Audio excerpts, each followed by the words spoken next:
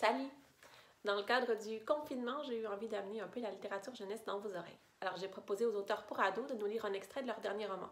Certains l'ont fait en audio, vous pouvez le retrouver dans la zone d'écoute de Sophie Lissa, et d'autres l'ont fait en vidéo. Voici pour vos oreilles le projet Confinement. Salut, je m'appelle Amélie Dumoulin et je vais te lire un extrait de Pipo, qui est le dernier livre que j'ai écrit. Ça commence comme ça. Il commence à pleuvoir. L'eau fait des picots sur le toit de tôle ondulé du garage. Puis le bruit s'intensifie et résonne dans l'air tout autour. Si on est heureux, on se dit « Waouh, cette pluie, c'est comme de la musique ». Mais si on est triste, on se dit « Crotte, il pleut ». Moi qui raconte cette histoire, je dois avouer que je suis comme tout le monde, plutôt marabout quand il pleut. Je regarde l'eau couler sur les vitres des maisons et ça me fait penser à des larmes. Mais Pipo, elle est... Bah, vous allez voir. Pipo est assise dans son garage sur le dossier d'un large sofa élimé en velours vieux rose. Elle écoute la pluie qui martèle la toiture au-dessus. Elle rit en agitant ses mains à la manière d'un chef d'orchestre. 1, 2, 3, 1, 2, 3, 1, 2, 3. Allez, plus vite! Elle accélère la cadence du geste et on dirait que la pluie lui répond. Plic-ploc, plic-ploc, plic-ploc.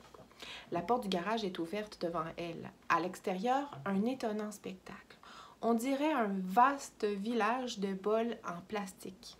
Sur l'infini terrain vague, on peut voir, parmi les quelques touffes d'herbes mortes et les déchets qui jonchent le sol, des centaines de seaux et de récipients multicolores de toutes les tailles posés partout par terre, sur les vieux bidons d'essence, sur les pierres.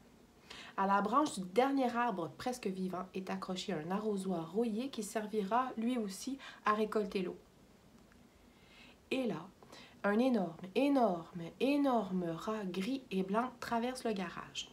Il porte un chandail orange avec le numéro 42 sur le dos et on peut voir sa grande queue rose sillonner le sol comme un serpent nu. Il enfonce son museau dans une boîte de conserve vide, mais son gros derrière n'arrive pas à pénétrer au complet.